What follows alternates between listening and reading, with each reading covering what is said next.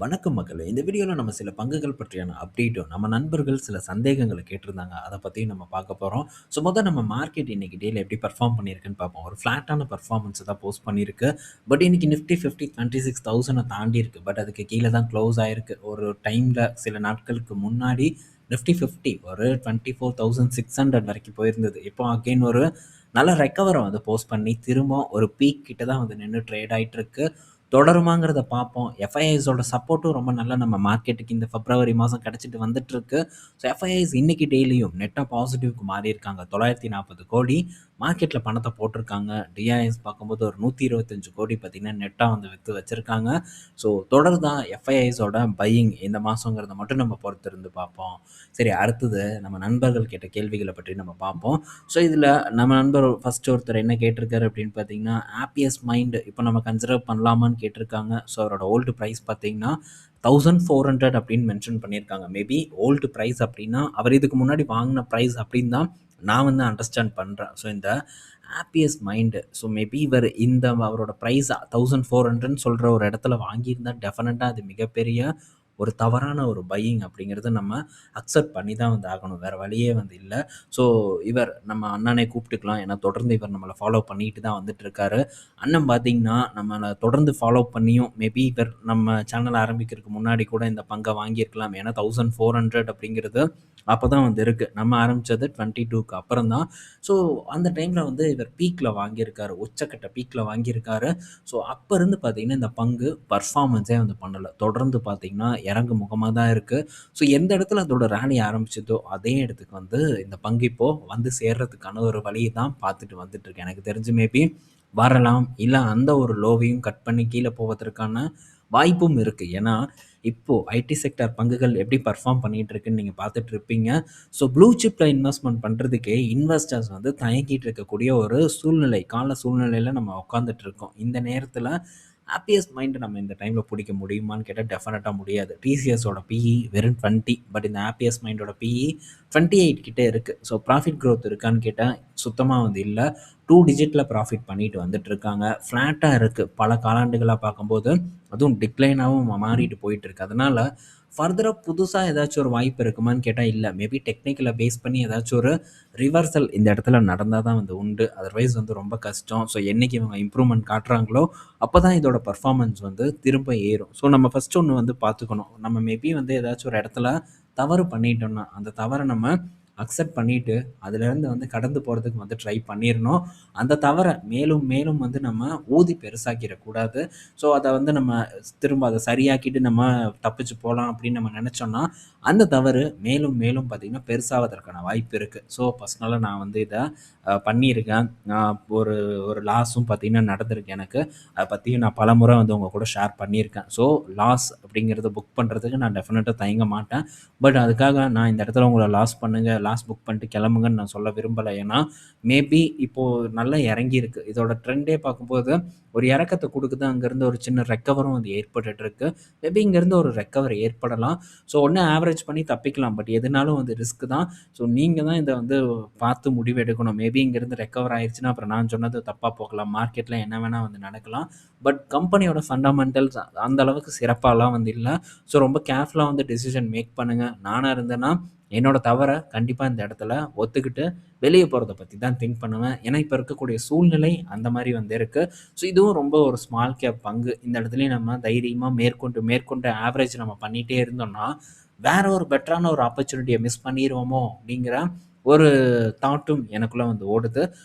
பார்த்து decision make பண்ணுங்கள். ஏன்னா ரொம்ப இதை வந்து நம்மளால் ஓப்பனாக டீட்டெயில்டெல்லாம் வந்து சொல்ல முடியாது. அண்ணன் நீங்கள் புரிஞ்சுக்குவீங்க அப்படின்னு நான் நினைக்கிறேன்.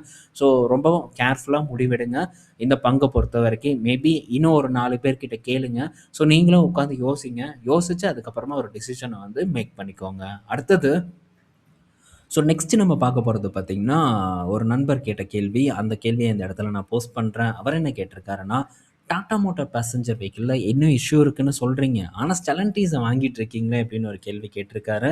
அதே மாரி அவர் என்ன ஃபீல் பண்றாருன்னா, ஸ்டெல்லன்டிஸோட ப்ராப்ளம் ஜெயிலரோட ப்ராப்ளத்த விட ரொம்ப பெருசா இருக்கிறத நான் ஃபீல் பண்றேன் அப்டின்ட்டும் நண்பர் வந்து சொல்லியிருக்காரு. உங்க ஒப்பீனியன சொல்லுங்க அப்டின்னும் கேட்டிருக்காரு.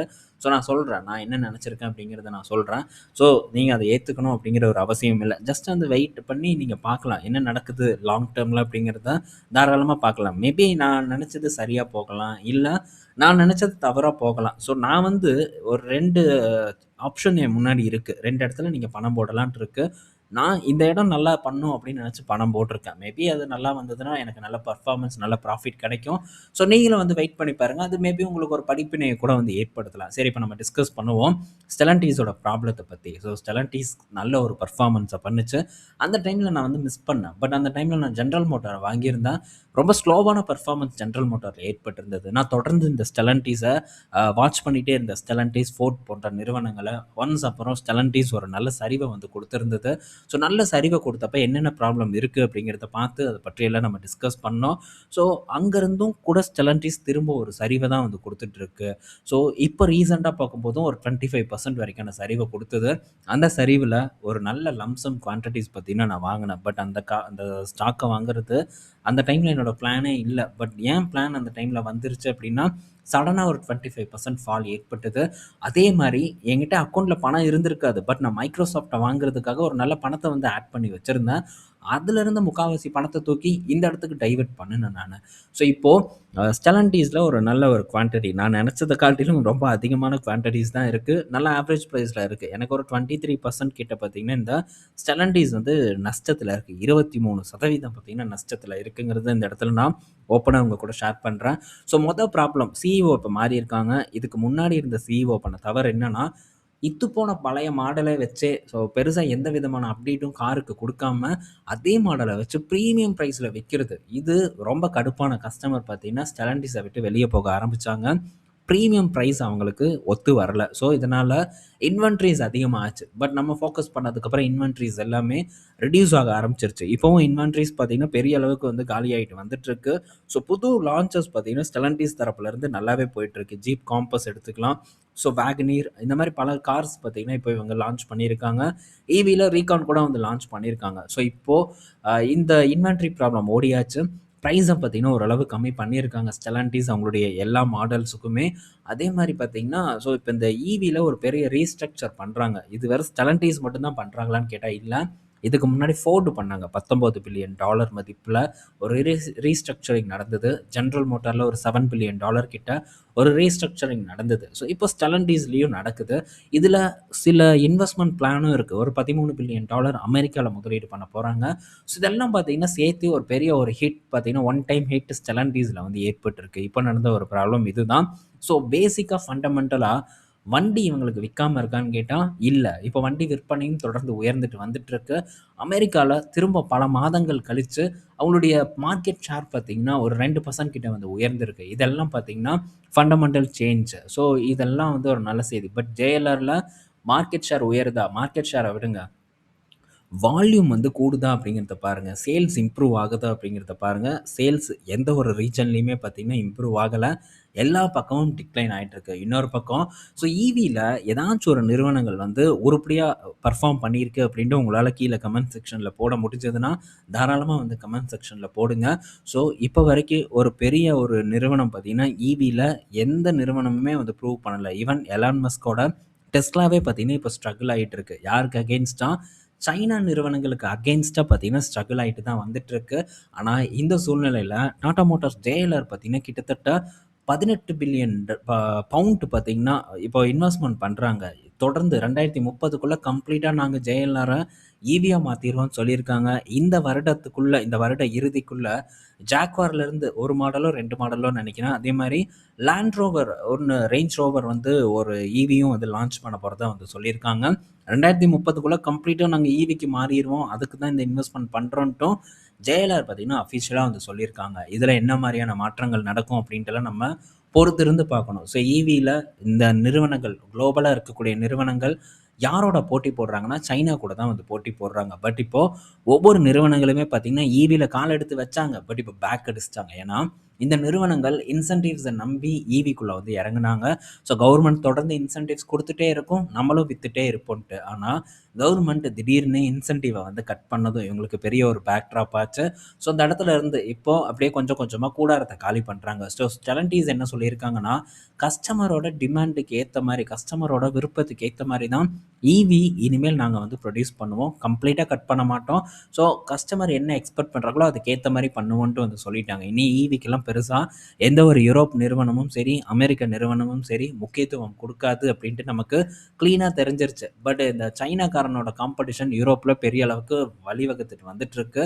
ஸோ அதே மாதிரி குளோபல் ஆட்டோமேக்கர்ஸ் பார்த்திங்கன்னா சைனாவில் பிஸ்னஸ் பண்ணுறதுக்கு திணறிட்டு இருக்காங்க. இன்க்ளூடிங் மெர்சடிஸ் பென்ஸை நம்ம எடுத்துக்கலாம், வாக்ஸ்வேகன் எடுத்துக்கலாம். சைனாவை ஆண்டுட்டு இருந்த வாக்ஸ்வேகன் இப்போது ஸ்ட்ரகிள் ஆகிட்டு இருக்காங்க. எல்லாத்துக்கும் ரீசன் என்னென்னா, சைனாவில் இருக்கக்கூடிய நியூ எனர்ஜி வெஹிக்கிள்ஸ் பார்த்திங்கன்னா பெட்டர் பர்ஃபார்மன்ஸை கொடுத்துட்ருக்கு. இப்போது ஜேஎல்ஆரோட ஃபஸ்ட்டு 9 மந்த்ஸ் வால்யூம் பார்த்திங்கன்னா 26% வந்து சைனாவில் டிக்ளைன் ஆகிருக்கு. ஸோ டிசம்பர் குவார்ட்டரில் மட்டும் பார்த்திங்கன்னா ஒரு 46% வந்து சைனாவில் சேல்ஸ் வந்து டிக்ளைன் ஆகிருக்கு. ஸோ இவங்க மட்டும் வந்து இந்த மாதிரி ஒரு ப்ராப்ளத்தை சந்திக்கல. திரும்ப நீங்கள் புரிஞ்சுக்கணும், இப்போ இந்த மாதிரியான உண்மையான விஷயங்களை சொன்னால் நான் வந்து இந்த டாடா மோட்டார்ஸுக்கு எதிராக பேசுகிறேன்ட்டு பலரும் வந்து கருத்தை போட்டுட்டு இருக்காங்க. கொஞ்சமாச்சு யோசிச்சு கீழே கமெண்ட்டை போடுங்க. ஸோ இதுக்கு எதிராக நான் கருத்தை சொல்லலை, குளோபல் பிஸ்னஸை உங்கள் கூட புரிய வைக்கிறதுக்கு நான் முயற்சி பண்ணுறேன். அப்போவும் புரிஞ்சுக்கலின்னா அது உங்களுடைய ஒரு விருப்பம். நான் இந்த கமெண்ட் போட்ட நண்பரை நான் சொல்லலை, இந்த நண்பர் நம்மளை தொடர்ந்து ஃபாலோ பண்ணிட்டு இருக்கக்கூடிய நல்ல நண்பர். ஸோ இன்னும் பலரும் பார்த்தீங்கன்னா வந்து அந்த மாதிரி தான் கமெண்ட் போட்டுட்ருக்காங்க, அவங்கள நான் சொல்கிறேன். ஸோ இங்கே வந்து ஜேஎல்ஆருக்கு இருக்கக்கூடிய இஷ்யூவை வந்து நான் டிஸ்கஸ் பண்ணியிருக்கேன். அதே சமயத்தில் ஸ்டெலன்டீஸில் என்ன இஷ்யூ இருந்தது, என்ன நடந்துட்டுருக்குன்னு நான் பார்த்துருக்கேன். அது போக ஸ்டெலன்டீஸில் இந்த வருடம் பார்த்தீங்கன்னா டிவிடெண்டை கட் பண்ணியிருக்காங்க. ஆனால் போன வருடம் கிட்டத்தட்ட நல்ல டிவிடெண்ட் ஒரு 8% வரைக்கான டிவிடெண்ட் கொடுத்தாங்க. ஸோ இப்போவும் ஒரு இதுக்கு முன்னாடி பார்க்கும்போது நல்ல டிவிடெண்ட் கொடுத்துருக்காங்க. அகைன் பிஸ்னஸ் ஒரு பிக்கப் ஆகும்போது டிவிடெண்ட்டை வந்து கொடுப்பாங்க, அதில் ஒரு நல்ல இன்கமும் நமக்கு வந்து கிடைக்கும். ஸோ வெயிட் பண்ணி நம்ம பார்ப்போம் ரெண்டில் என்ன ஒரு நடக்க போகுதுன்ட்டு. ஸோ லாபமோ நஷ்டமோ எனக்கு தான். ஸோ நான் தான் ரிஸ்க் எடுக்கிறேன், ரிஸ்க்கு கேட்ட ஒரு பலன் எனக்கு கிடைக்கும் அப்படின்னு நான் நம்புகிறேன். ஸோ இன்னும் மேற்கொண்டு சந்தேகங்கள் இருந்ததுன்னா கேளுங்க. ஸோ இப்போ ஏறி இருக்குது, டாடா மோட்டார்ஸ்க்கு மேலே கொஞ்சம் ஏறி இருக்குது. ஸோ ஏறினதும் பார்த்திங்கன்னா திரும்ப இந்த டாடா மோட்டார்ஸோட ஃபேன்ஸ் எல்லாம் வந்து கண்டிப்பாக நம்ம கூட வந்து சண்டைக்கு வரத்தான் போகிறாங்க, எந்த கவலையும் இல்லை. ஸோ ஃபண்டமெண்டல்ஸை தொடர்ந்து நான் வாட்ச் பண்ணிகிட்டு இருக்கேன். எனக்கு என்றைக்கு ஒரு ஆப்பர்ச்சுனிட்டி தோணுதோ அன்றைக்கி தான் நான் பார்ப்பேன். இதுக்கு முன்னாடியே நான் வந்து டாடா மோட்டார்ஸ் ஒரு நல்ல பர்ஃபார்மன்ஸ் பண்ணாதப்போ நான் வாங்கியிருக்கேன். ஸோ எந்த விதமான எனக்கு கவலையும் எனக்கு வந்து கிடையாது. ஸோ சண்டை போட்டாலும் பிரச்சனை இல்லை. ஸோ நெக்ஸ்ட்டு நம்ம அடுத்தது அப்டேட்குள்ளே வந்து போகலாம். இதில் நம்ம பார்க்க போகிறது டிவிஸ் லேபோட அப்டேட் தான். ஸோ டிவிஸ் லேப் பார்த்திங்கன்னா இந்த காலாண்டு பர்ஃபார்மன்ஸ் ஒரு ஃப்ளாட்டான ஒரு பர்ஃபார்மன்ஸாக வந்து இருக்குது. 1% டிக்ளைன் ஆகிருக்கு. பட் இது ஒரு 74 கோடி வரைக்கும் இந்த நியூ லேபர் கோடு காஸ்ட்னால இம்பேக்ட் ஆகிருக்குன்னு சொல்கிறாங்க. ஸோ போன வருடம் இதே காலாண்டில் 589 கோடி ப்ராஃபிட் பண்ணியிருக்காங்க. ஆல்மோஸ்ட் ஒரு ஃப்ளாட்டான பர்ஃபார்மன்ஸை பார்த்திங்கன்னா இந்த டிவிஸ் லேப் டெலிவர் பண்ணியிருக்கு.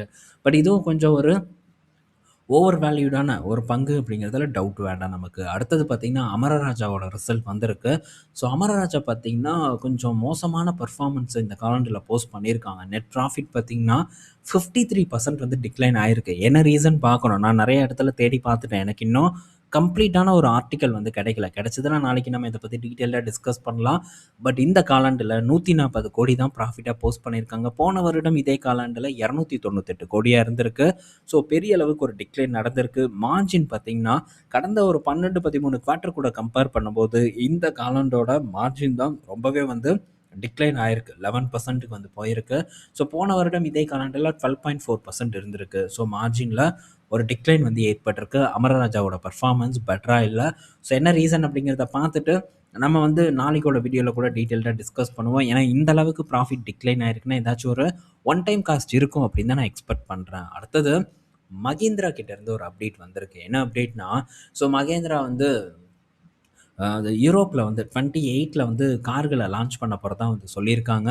அதுவும் இந்த லெஃப்ட் ஹேண்ட் டிரைவ் வெஹிக்கிள்ஸை வந்து லான்ச் பண்ண போகிறதா சொல்கிறாங்க. பட் இந்த தாரெல்லாம் வந்து அவங்களால லான்ச் பண்ண முடியாதுன்னு நான் நினைக்கிறேன். ஏன்னா ஸ்டெலன்டீஸ் பார்த்துட்டு சும்மா இருக்க மாட்டோம். ஆல்ரெடி ஆஸ்திரேலியாவில் லான்ச் பண்ணுறதா இருந்ததா அவங்க தடுத்தாங்கன்னு நான் நினைக்கிறேன். ஒரு ஆர்டிக்கல் நான் படித்த மாதிரி ஞாபகம் இருக்குது. ஏன்னா அதோட காப்பி தான். ஸோ அப்படியே தான் வந்து அடித்து இங்கே வந்து வித்துட்டு இருக்காங்க. ஸோ இதை வந்து வெளிநாட்டில் வந்து விற்பதற்கான வாய்ப்பு ரொம்ப குறைவாக இருக்குதுன்னு நான் எக்ஸ்பெக்ட் பண்ணுறேன். ஸோ தொடர்ந்து வந்து பார்ப்போம். பட் இதை வந்து யூரோப்பில் இவங்களுடைய மாடல்ஸை கொண்டு போய் அந்த இடத்துலையும் ஒரு சக்ஸஸை படைச்சிட்டாங்கன்னா மஹிந்திராவுக்கு அது மிகப்பெரிய ஒரு பாசிட்டிவ் நியூஸாக இருக்கும். ஸோ மஹிந்திராவோட எய்மே பார்த்தீங்கன்னா குளோபல் கம்பெனியாக அவங்க உருமாறுறதான் வந்து எய்மாக வச்சுருக்காங்க. குளோபல் எஸ்யூவியாக மஹிந்திரா மாறணும் அப்படின்ட்டு.